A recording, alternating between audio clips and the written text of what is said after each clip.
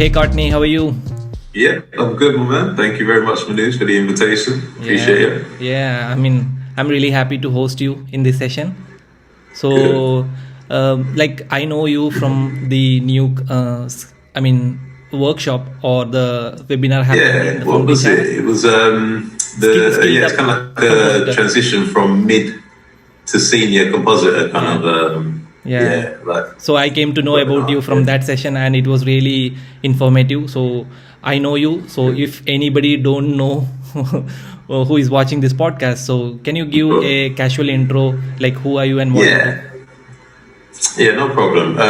So my name is Courtney Pryce. I'm a Nuke artist from London, freelancer. I've been in the industry since, I don't know, like early 2000s.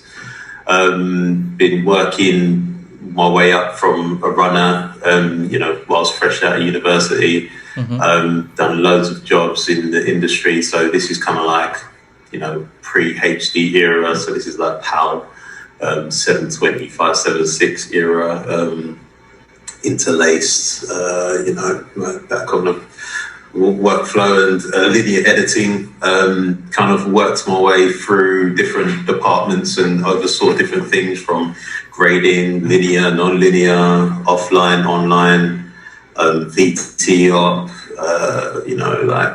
even things like DVD authoring, that sort of stuff.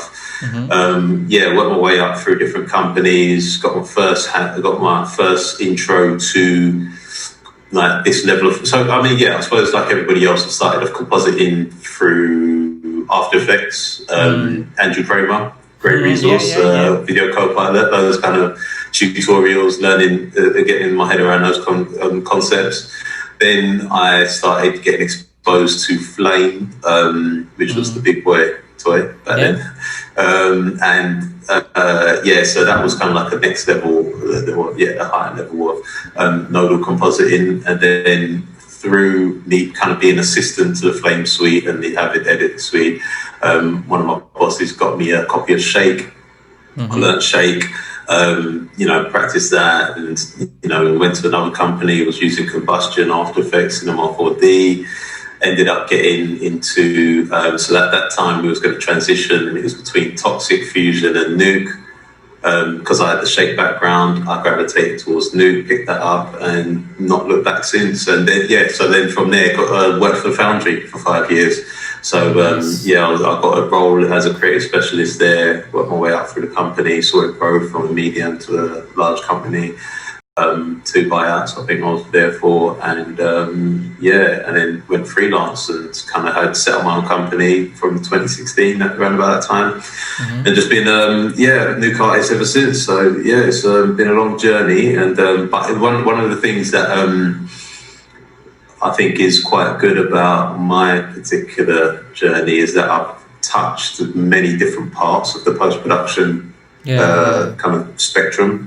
So I've got a good overview of many different aspects of the production pipe or the post-production pipeline. So it's definitely helped me kind of like on a technical aspect, trying to troubleshoot and figure out issues and, streamline workflows and whatnot. Awesome. I'm really excited to hear more about this. So So like, what is the present situation in London now? Sorry. I'm asking about the virus thing. Yeah, exactly. I mean, London. To be honest with you, London's a bit of a. It's not a good. I don't know. It's a bit of a ice. What do they call it? It's kind of like it's in its own bubble. So the work is always is there still. If anything, there's probably. Some people are probably struggling, and some people are finding it hard to. So yes, actually, no. Let's kind of be frank about it. So some of the companies that had a lot of full-time staff, I think, have let people go. Let a lot of those full-time staff members, and this is from what I've seen on LinkedIn, these full-time staff members go, and they've kind of been put in a position where they're having to figure out freelancing now.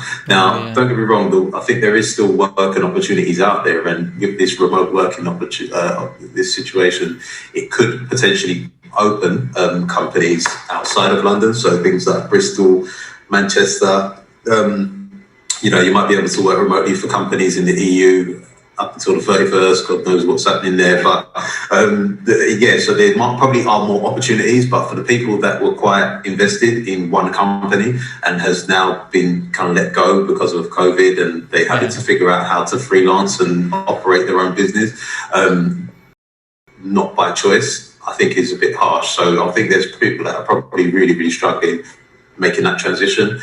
But what I would say is I do think there is a lot of work out there. There's more content being made than ever. 2020 might be slow, but now that productions start ramping up, I think 2021 should be really, really quite good, and a lot of opportunities out there. So yes, it might have been a tough year, but keep faith. Definitely keep at it, and no doubt you will find you'll land on your feet. But that first year freelancing is always a tough one. So I definitely empathise with anybody that's been put into that situation. Yeah. So like in 2021, what's the market situation? What will be the market situation for a freelancing artist? Like, is it safe for them, or it's a blooming year for them? Yeah.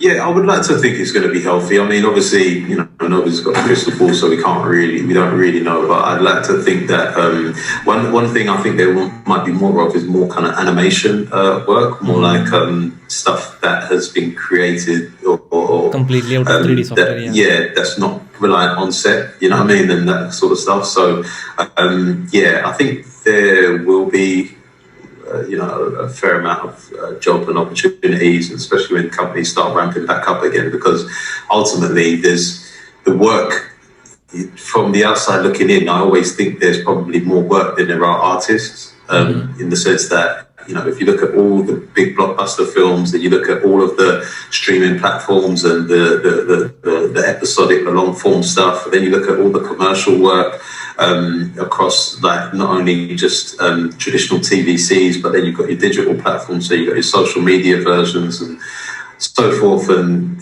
you've got, so I think there's work out there. It's just how you access it might take a bit of time. It's all about profile, I guess. Yeah, exactly, and being visible, getting your name out there. So.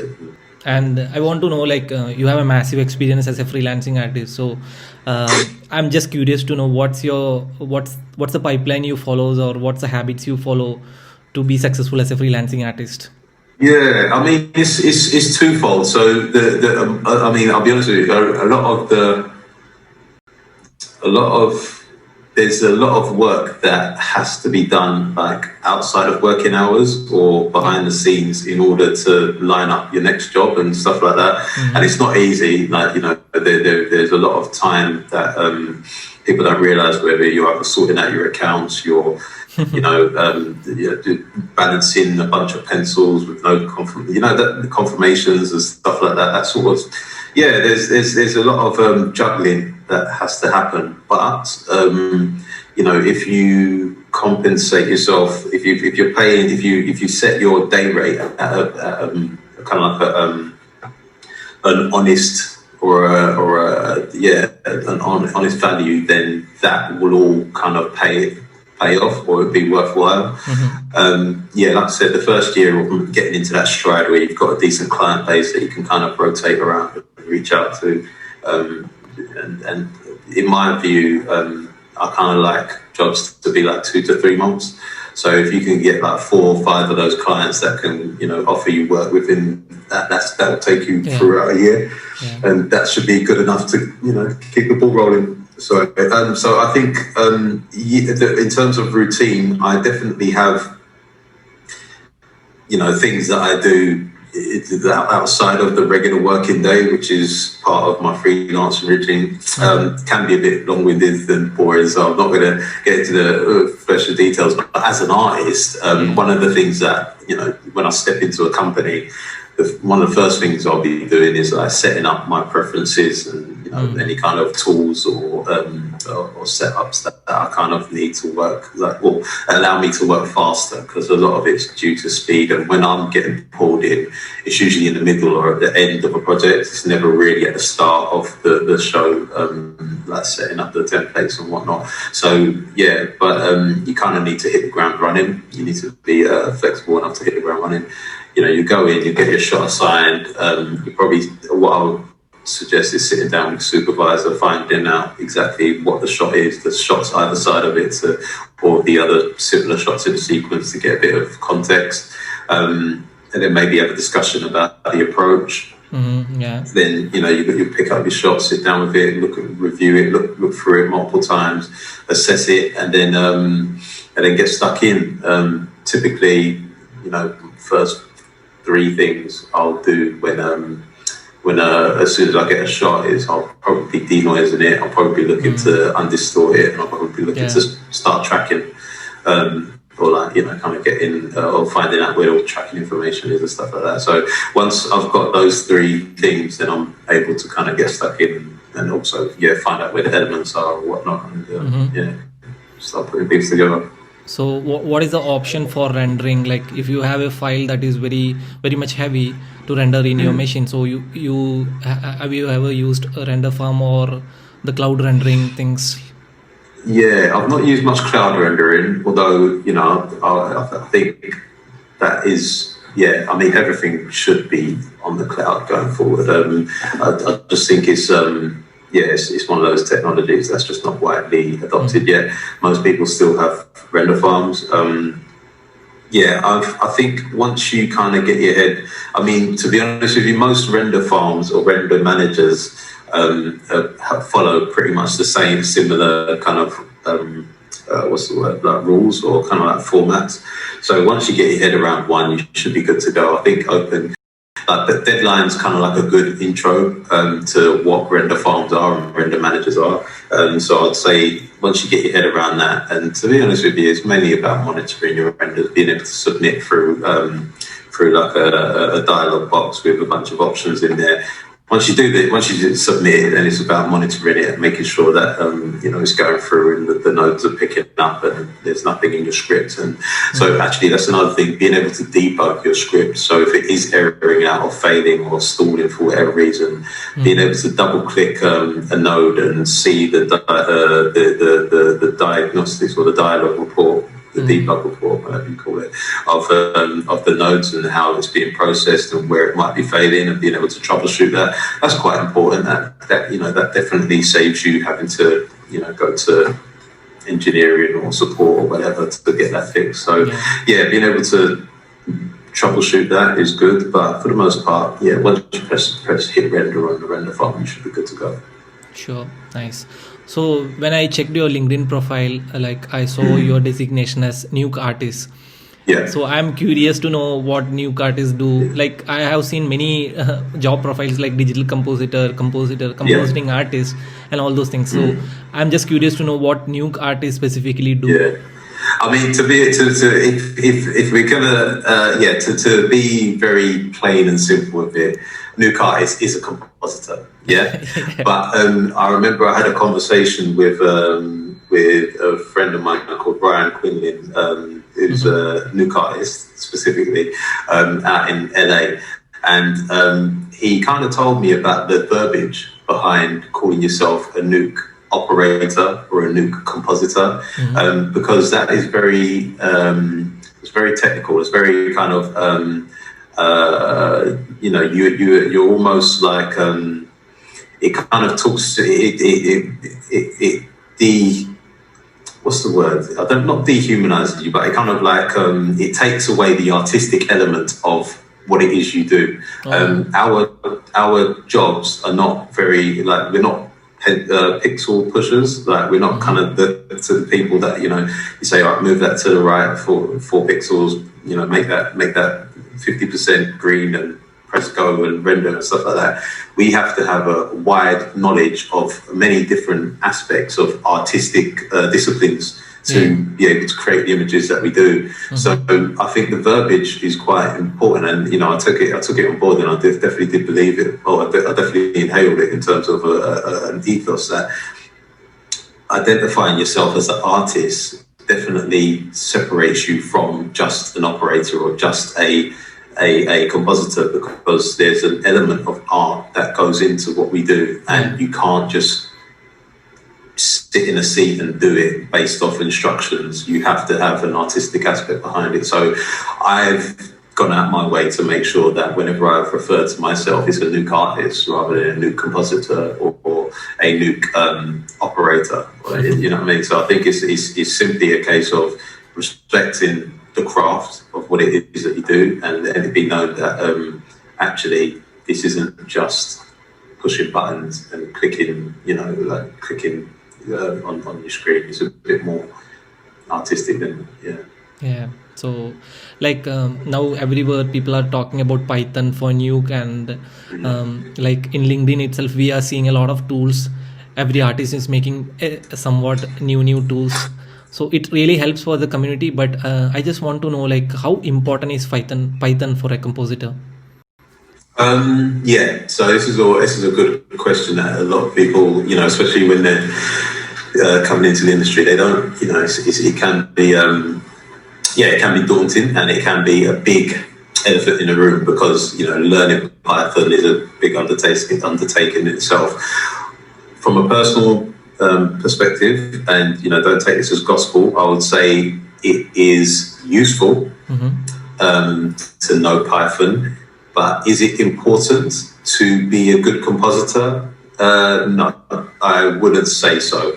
I would say there's many very skilled, talented, artistic Nuke artists or compositors, however you want to describe it,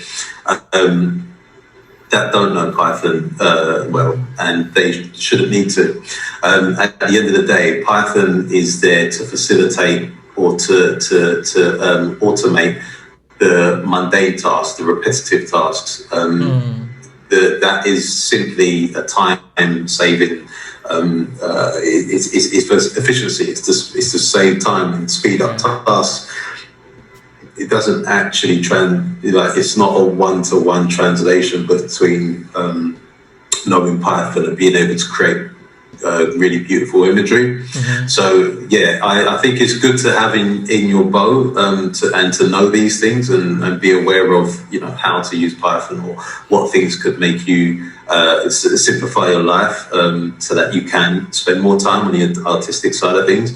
But is it super important to know that in order to be effective in your role? I would say no, personally. But it's definitely something that I've dabbled in, and if you do have any interest in taking your skill set to the next level, that would definitely be part of that tool skill set, I would say. Yeah, and especially for an artist who wants to do freelancing kind of role, definitely it's gonna help, because they can create a lot of tools by themselves. Because exactly. in companies normally they have Pipeline TD and Nuke TD and all those job roles for this kind of works. But if we are doing like a freelancing task, it's like if we make the workflow easy, it's easy for us to accomplish the work, right? Yeah, I mean, in theory, I'll be honest with you. I think with many companies, with freelancers, they would be hesitant about how much control or how much automation they would allow you to have over their systems or their back end, simply because you're going to be there for a short period of time, and then you're going to go. And if there was something that you created that was that good that it saved everybody X amount of time and was super efficient, once you go and nobody knows how to recreate that or fix that or whatever, then that might be a problem later on, because that expertise has left the company. But in terms of gizmos and creating quick little tools that are quite useful in specific instances rather than actual infrastructure things or back-end stuff, then I think that's there's all those gizmos that everybody gets off of Nukepedia is super useful.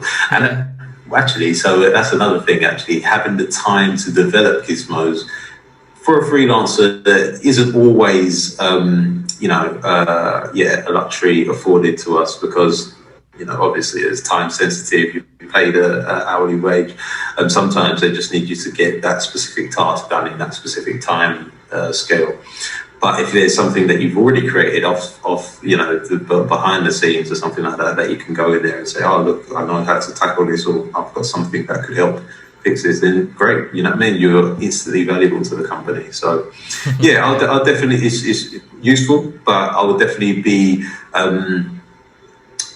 Yeah, sometimes you kind of, I said this in the presentation that I've done, that you need to know your role. You know what I mean? You need to know what it is they need from you in that particular moment. And it's great knowing as much as, being as knowledgeable as possible, but sometimes the task at hand doesn't, just requires what's needed to execute the task at hand, Yeah. And I'm a person from art background, so it's very hard for me to grab these technical things. So as a person who is coming from an art background, what's the best way to start learning Python, or is there any resources you would like to suggest? Yeah, definitely. So when I first started learning Python, again, this was at Foundry, and it's on, I was working with some really, really intelligent people, and I call them unicorns, because not only were they technically sound, but they were also creative as well. So they were able to create tools and understand exactly how they would translate into compositing scenarios. So I think there's in terms of when I was looking at them and being like, damn, how do you do all that? Is that the first kind of things that they showed me or said, dabble in, was actually understanding the core concepts or the core basics of Python itself, not so much Nuke, Python in Nuke, but what Python is. And there's some great free resources online for that. There's a Google course, and then there's Code Academy.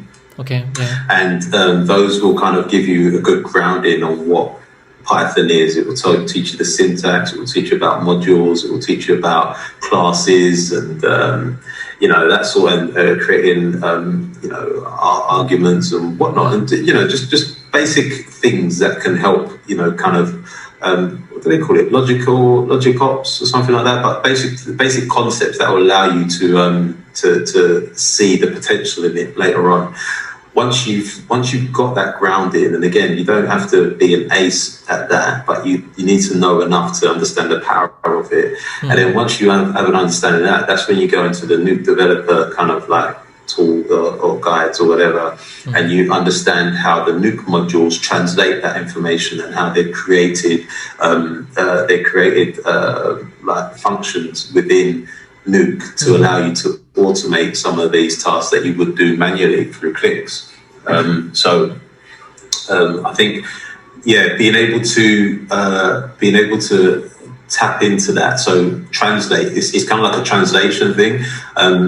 When you read the Nuke docs, they might not make 100% sense with all of the examples in there, but having that Nuke basic, that Nuke grounding, that Nuke foundation, that Python foundation, that will then allow you to understand the docs a bit better and then translate it into your work. So I'd say Code Academy, Google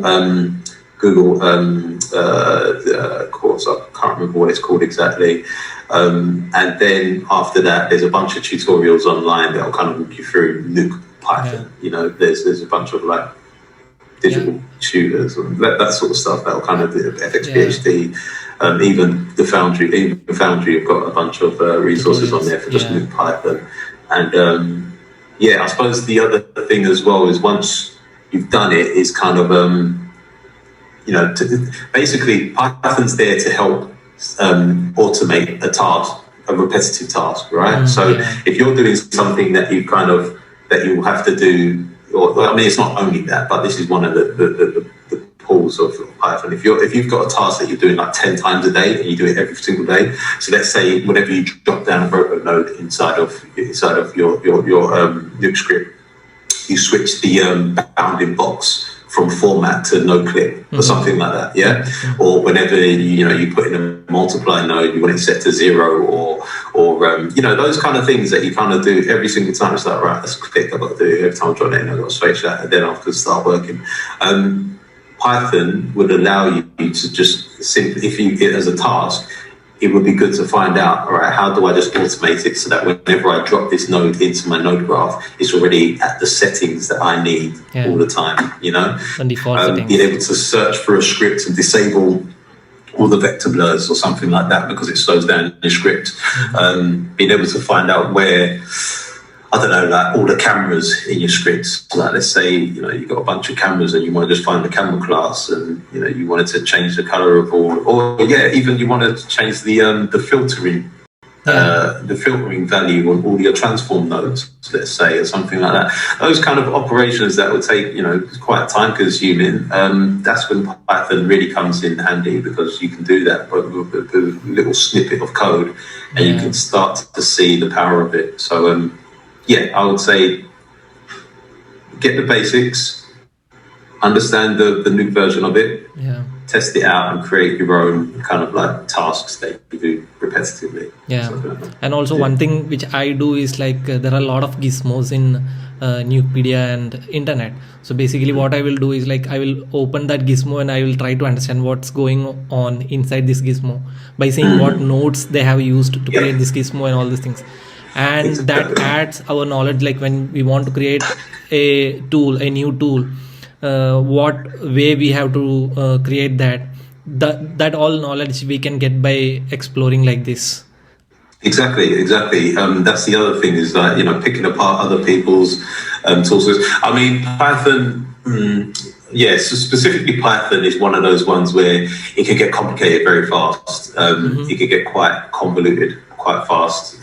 So, and then there's a whole bunch of like, quite technical, higher level maths that might be behind some of these tools and stuff. But whenever you get to a level of understanding where you can kind of, you can read syntax and be like, all right, I kind of understand what's going on there. It all just helps, it's extra strings in a bow. You know what I mean? Yeah. So talking about gizmos, like which are the favorite gizmos for you inside Nuke?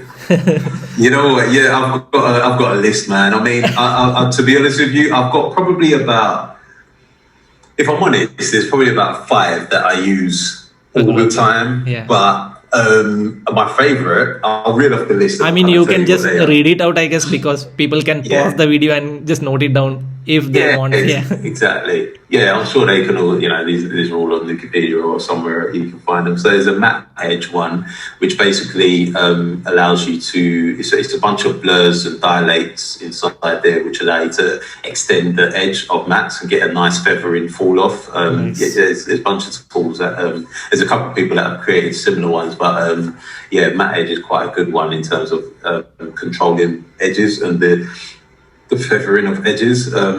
That's one that I pretty much use all the time. CurveCreator by Doug Hogan.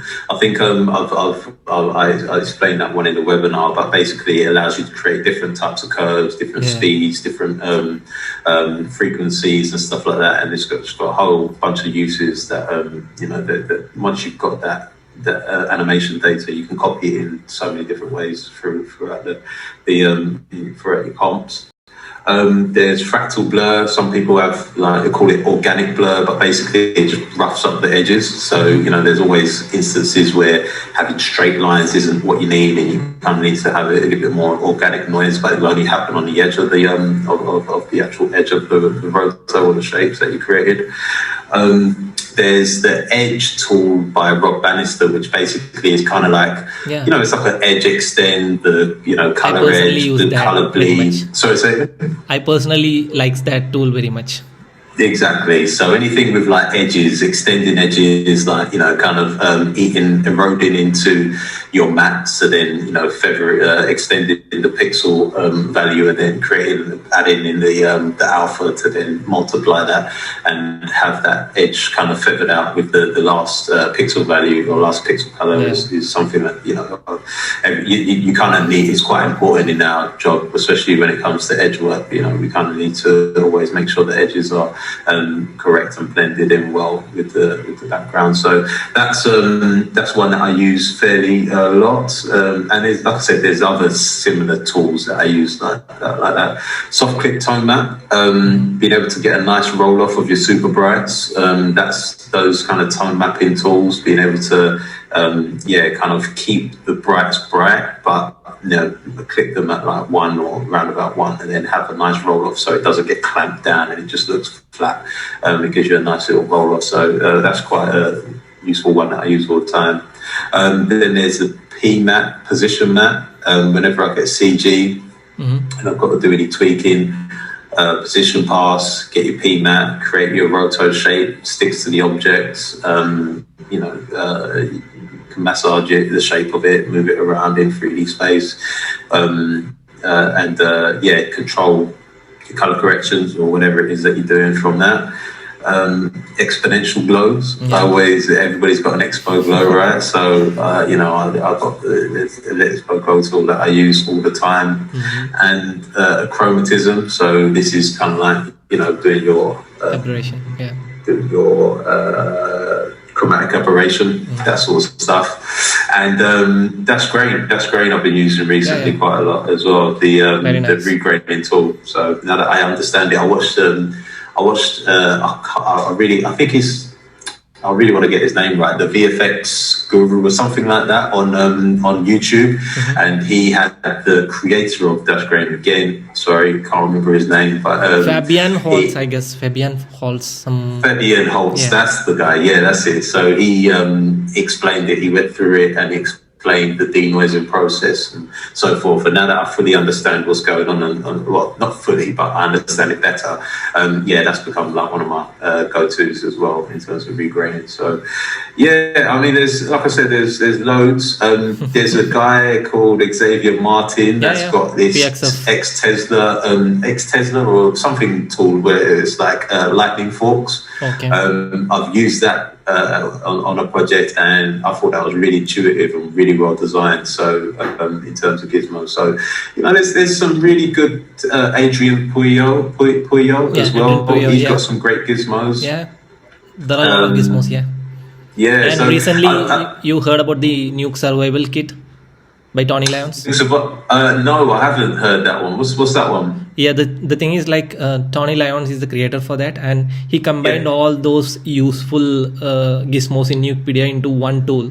That is Nuke survival. Wicked. So we don't have to go and search every tools in Nukepedia. Brilliant. There are a bunch of tools which he regularly use, and he's constantly updating that into the Nuke Survivalist. So one survival kit can do all the work.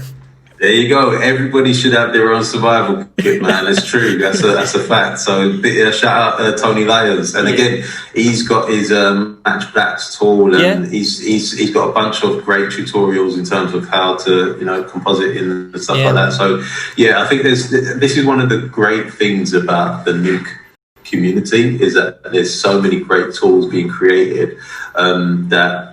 Yeah, it's nice, man. I love that people give so freely and share knowledge, because that's what it's about. Yeah, that's a part of the community, and everyone needs to grow. Yeah, no, that's good. So you can send me all the names of these Gizmos. I will just pin in the description. Yeah, sure. I wouldn't be able to find them on Nukepedia. I think I'll send you the names. It'll take a while for me to search them all. I could probably find a couple of them, but I don't know if I've got the names exactly right for all of them to be able to search them on Nukepedia. But I'll definitely share you the list, and we'll add that in the description. Yeah, we'll add that in the description so that if it will be useful for others. That's good. Exactly. Yeah. So my next question is like, this year obviously is a disaster for everyone who is coming out of university or as a fresher in the industry. So I just want to know, like, definitely if they are going to look for a job in 2021, they should have a good showreel with them. So any tips from you, like to create a professional showreel or to add something which is useful for a showreel? Yeah, any insights on that? I'll be honest. And what's your advice for a fresher who wants to get a job right now? Because it's a very hard time for them. The easiest answer to that question is create one. If you need a showreel and you haven't got one, just create one. And don't some people can get bogged down with the details of it, of the quality, and is it got the right music, is it the right length, and have I got the right balance of shots and so forth, and you can probably spend more time worrying about whether you've got the perfect showreel rather than actually just creating one and just putting it out there. I do remember there was a period of time when I first started out, I was watching, showreel breakdowns and stuff like that. And, you always look at other people's work and you're like, man, that's such a great showreel. It's like, what, I can't do that. But ultimately, it is literally just a calling card to demonstrate what it is you're capable of. So I wouldn't ever if my advice to anybody starting out now is don't measure yourself against other showreels and trying to create the perfect showreel. Just create one and put it out there. That's the first step, and hopefully somebody will pick up or see value in it, because at the end of the day, you want to just demonstrate what you can do, your skill set. I would say if you don't have, all right, so one thing I would say is that showcasing a variety of skills is useful. Mm-hmm. So maybe you've got some 3D projection work in there, maybe you've got some like cleanup stuff, maybe you've got some wide landscape shots that you've composited, maybe you've got some up close beauty things that you've colored, you've cleaned up, difficult shots, wire removal, that sort of stuff. Like, just show that you've got a variety of skills. Mm. There's not just one thing that you kind of narrow. Well, I mean, there might be just one thing that you narrow down to, but I think the more facets of your skills that you can show, the better.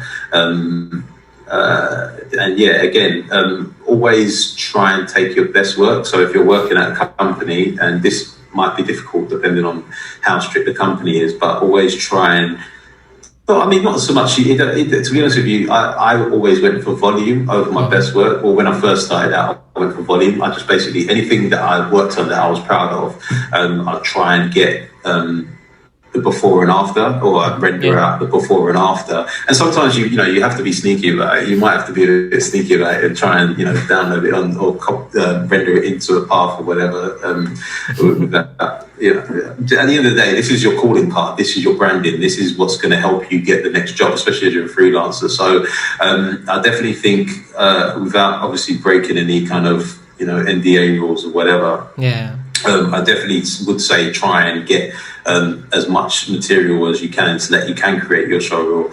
So what I had typically done was I'd get the before the shot, I'd get the after shot, and I'd just get a frame and I'll just take snapshots or like still one frame JPEGs of each level. That I'll turn off parts of the node graph and see it building up. So basically I'd have the shot playing through, I'd have the finished version, and I'd have the shot playing through, pause on the frame, build, and then you'll see the end version, render or play out. So I think that as an approach, try and do that as much as possible, get as much variety of shots in your showreel. And if you aren't getting the opportunity to work on a variety of shots, and you keep on, you just haven't got the experience yet or whatever, create, go out, shoot some stuff, practice, tutorials. I don't think there's anything wrong with showing your ability to interpret a tutorial and recreate or without following it to the law, to the letter, trying to adapt it so that it's a bit unique to you or to you as a person. But just showing competency across the board is super helpful. So I think more than anything than getting kind of bogged down with the specifics of the showreel, create one first, and then over time you can refine it and make it better. And if somebody comes back to you with feedback, then taking the first step. Taking the first step of creating a showreel. And like what is the best advice you could give them, like for a person or for a student who is coming out from a university, or a fresher who is already there in the industry, who are seeking for job roles? So what is the best advice you could give them? I know this present situation is not good for a fresher or a student who is coming out from the university. So what is the best advice you could give them? I mean, it's tough, and I would say today it's competitive. It's competitive out there, but like I said, I think there's a lot of work out there, so there's a lot of opportunities as a byproduct of how tough it can be. But ultimately, create. So if you've just stepped out of university and you've got work or whatever. You've got your showreel, and maybe you need to flesh out more stuff. Go out and shoot some stuff. Like our phones are super good now in terms of the camera quality and whatnot, and there's a bunch of apps for being able to get high dynamic range images and that sort of stuff, and just create stuff. Practice 10,000 hours rule. Put it in and just kind of make it make it your like the thing that you do. That's the main thing that you do. Also, I'd say is become as knowledgeable as possible about different facets of the VFX industry. So, understand editorial, understand conforming, understand 3D, understand photography techniques, understand grading, Python, even. Just kind of give yourself a rounded knowledge of different aspects of the whole industry, so that when you do get that opportunity, you're more useful, or you're seen as a bit more of you've got more to offer than just the one Nuke compositing or Nuke artist side of things. Like you can actually you can work with a CG artist and know exactly what passes you need to get from them in order to create a look that you're trying to achieve or whatever. I'd say just knowledge, man. Give yourself as much absorb as much information as possible and create. And use this time to be skilled up. Land on your feet. Use the time to skilled up. Skill up, exactly. That is exactly it, man. Skilling up is. So, and it's all accessible now. That's the other thing I'll quickly say is when I first started is you had to wait until like 9 o'clock at night to get on the box or the big machine that the artist was working on, and then you do a tutorial for an hour or two and you got to go home. It's like so you've got a lot of these students got access to these kind of softwares and good powerful computers to handle it. So use it, man. There are a lot of resources also in internet. A lot of resources as well, even that. And talking about that, like after this pandemic, a lot of hype is happening in virtual production and all those stuff. So I just want to know, like, what is virtual production, and do you have any experience of that? And also I just want to know, like, I'm curious, like all this automation kind of things could kill a lot of jobs in future. So what's your view about that? All right. So firstly, the virtual production is basically using LED screens to recreate, CG sets or live action. Well, not live action, but computer-generated sets that are kind of give the contextual lighting of the environment that they're supposed to be in. So it removes the need for green screen. I have had an experience with virtual production plates, but it involved changing the background, which was really, really painful, and all the light spill and everything was completely different to the background that was replacing it with. A lot of roto. I'm not going to get into it because it's basically that's the reason why you have green screen, is so that the director can make the artistic decisions at a later point. If you shoot on an LED panel, you're kind of committing to that specific concept at that point, or you can make adjustments after the fact, but for the most part that is kind of baked into the plate, and that's what you've done it for. So look, listen, I think it's great, and I think it's gonna speed up production and allow more content to be created. But in terms of killing jobs, I don't think so. I think it will kill the more mundane jobs. So the things, if it's done well and done correctly, there should be less rotoscoping. There should be less green screen keying. These are kind of jobs that are quite time consuming and tough, or can be challenging in themselves. So I think if it eliminates those, then what it should replace is the opportunity to actually composite and put elements together, extend sets, and make these worlds as fantastical as they can be. And the other thing with the virtual production, the sets or the stages that these virtual productions happen on are typically limited.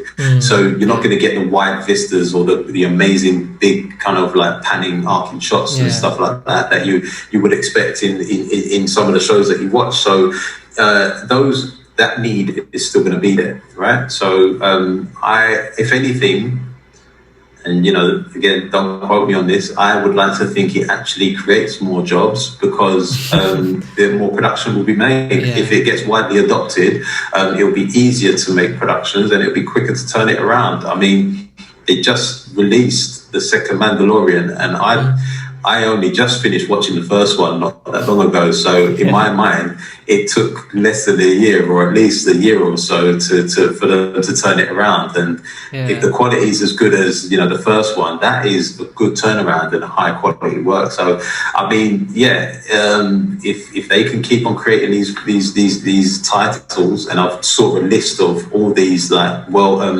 off spin-off titles from the Star Wars universe that are slated to come out over the next few years, mate, that's just more work for us, man. That's healthy. That is good. That is a good industry, you know. So I'm quite optimistic about it.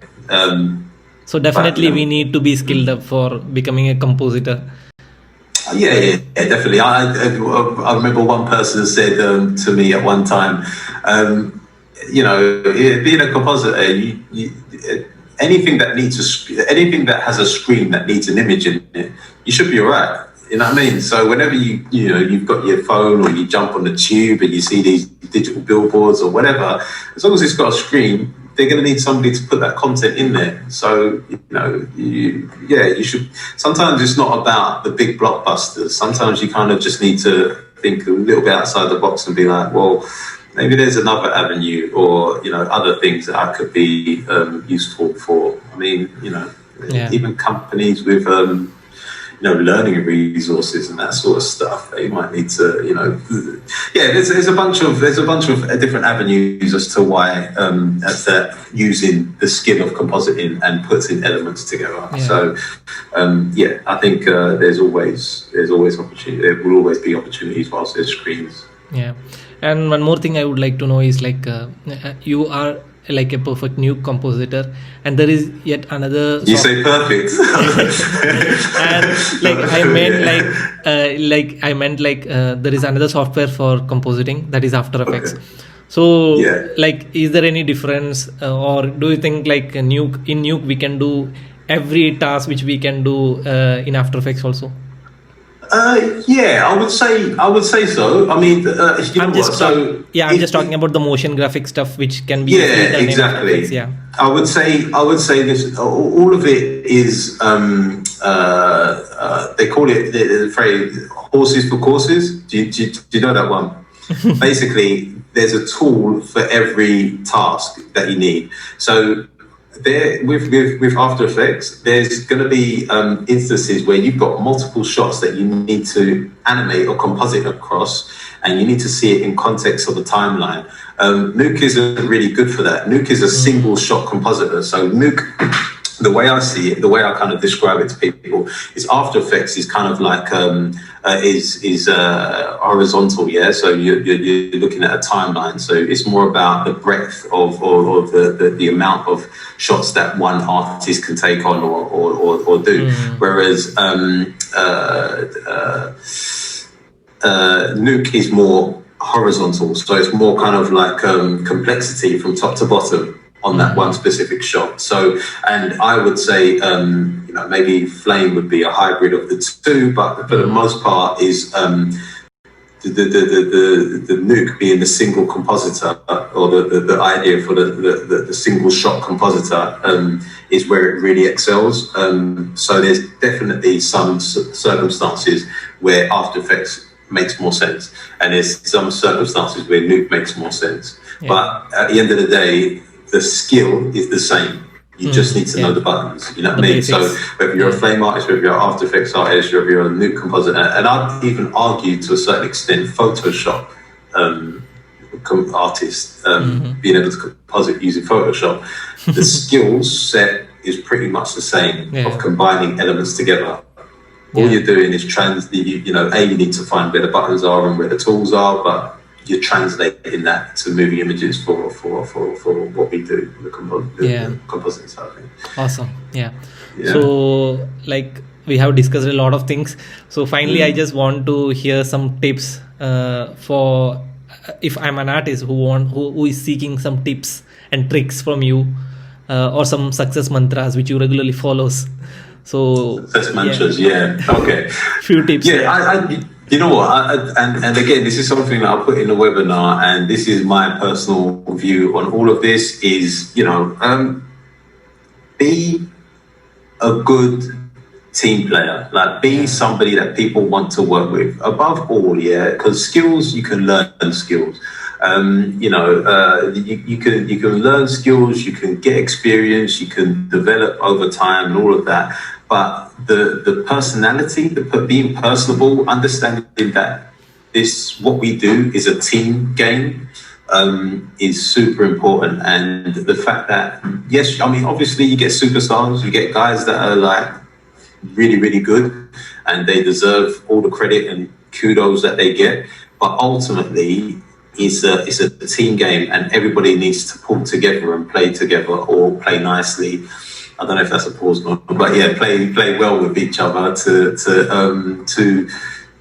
get the job done, man. That's one of the selling points, or the strongest selling points of Nuke, is that it is a tool that you work in with a team. You might be isolated on one shot, but you're actually working the team of other people, and it allows the project to be separated out to multiple artists, and all of that is interchangeable. And the more collaborative you are, and your approaches of working are, and even just being accessible, like, just like, oh, can I ask you questions, or can you have a look at this for me, or how did you do this, or what do you think of, just that kind of team spirit goes a long way, man. Goes a long way. The best production or the best projects I've been on, the team has been cohesive. And I mean, not to kind of, but if you go against the grain of that, or if you're the person that is probably disruptive to that cohesion, then it just makes everybody's life harder. And it's really unnecessary, because we're not, I kind of flippantly say, we're not kind of saving babies, or like raising children or whatever. This isn't that. It's important to us because it's our livelihood, but in the big scheme of things, we're in a privileged career, or a privileged role, and we should definitely be appreciative of that, and just be as nice and as open and friendly about it as possible. Enjoy it, man, because this is a nice career to be involved in. Some people, it's not. Yeah, it's in the big scheme of things. Just be nice. There you go. Be nice and enjoy it and friendly. All right. Awesome, beautiful. Yeah. So I have an additional question. Like, what's your view about Nuke Indie? Nuke Indie. What do I think about it? I think it's great. I think that all of anything that allows people to get the full. Well, I mean, yeah. So there was a bit of there was a bit of politics about how open it was, or how much you could use, and I think it was Gizmos were closed, or third-party plugins were closed when it first released. I don't know if that's changed now. I think it has. But look, at the end of the day, the concept, or the theory behind it, of getting the Nuke into more people's hands, I think is great. I don't, some people might be protectionist and be like, oh, look, they're cheapening our tools, and they're taking away our, everybody's going to be a new compositor tomorrow or whatever. But I think having access to the tool doesn't necessarily give you the experience. One of the things that I've learned is that the flame artists that have been doing compositing for the last 20, 30 years, or 20 years, 20, 30 years or whatever, they are paid highly, not because of the tool that they use, or obviously they can do things quickly, but it's more about the experience. It's more about the knowledge, the understanding of how to tackle these shots or how best to approach these shots, or, and some of the creative ways around it. That's what you're really paying for. You know what I mean? So that, if you're good at that, if compositing has been your life, and you've got a wealth of experience or whatever, you'll be good regardless, no matter who's coming behind you. So I think it's great. I think the more people that get into the industry, the more things we learn, the more things we share, the more things we push forward, and hopefully if the work keeps coming and there's a demand for high quality content and it keeps getting delivered, it's a great healthy industry, and I'm all for it, man. So it's been 1 hour, and I really appreciate your time you spend on this podcast. And no problem, man. I can waffle a bit, so I apologize if I have, but it's been a pleasure. It's been good to chat to you. And one more last thing is a few suggestions or comments on Madlookz VFX, and for myself also. In all honesty, mate, Manoj, you're doing a great job. I love all of this content because, like I said, it wasn't there when I first started, and I think all of this kind of exposure and the fact that you're finding all these talented artists around the world and you're sitting down and speaking to them, A, giving them a voice, but B, spreading the knowledge and kind of making it really accessible and stuff like that. I think it's amazing. Because I couldn't do something like this, or I haven't got the capacity to do something like this on a regular basis, I have no kind of comments or suggestions or advice. I think just keep on doing what you're doing, and it is valuable. So even though somebody will find this valuable, you know what I mean, and that's the value in it, you know what I mean. So don't the suggestions people can give them till everybody's going to have an opinion, but ultimately creating the work or doing the work is the hard part. It's easy for someone to sit here and say X, Y, Z, but doing what you're doing is the hard part. You're doing it, so I salute it and just keep on doing it, man. Thank you so much. Thank you for me. Right. So I really appreciate this time. It's been long. I'm waiting for your session. So it was wonderful. I do apologize that it took so long, but I'm glad that we was able to sit down and have the conversation and meet and talk. Sure. So anything good, finally what you would like to tell? Anything you have to add? No. I think for me it's fine. I mean, I'm on LinkedIn. If anybody wants to follow me or find me on LinkedIn, I'm quite active on there. Again, this is any freelancers. LinkedIn, out of all those social media platforms, it is the best one, simply because it's focused. Everything else gets a bit hazy and wishy-washy, and I think they tried to introduce stories or something like that in LinkedIn. Doesn't matter. The point is that anybody that's there on LinkedIn is there for business. Most of the time. And that is important. In a noisy world, having focus is good. So I think, if you need to find me, Courtney Pryce. I will add. I will add your LinkedIn profile in the description so people can find you and reach you. Wicked. Good, man. But other than that, I'm all good, my man. See you then. All right, then, Manish. Take care. Thank you for your time, mate. Take care.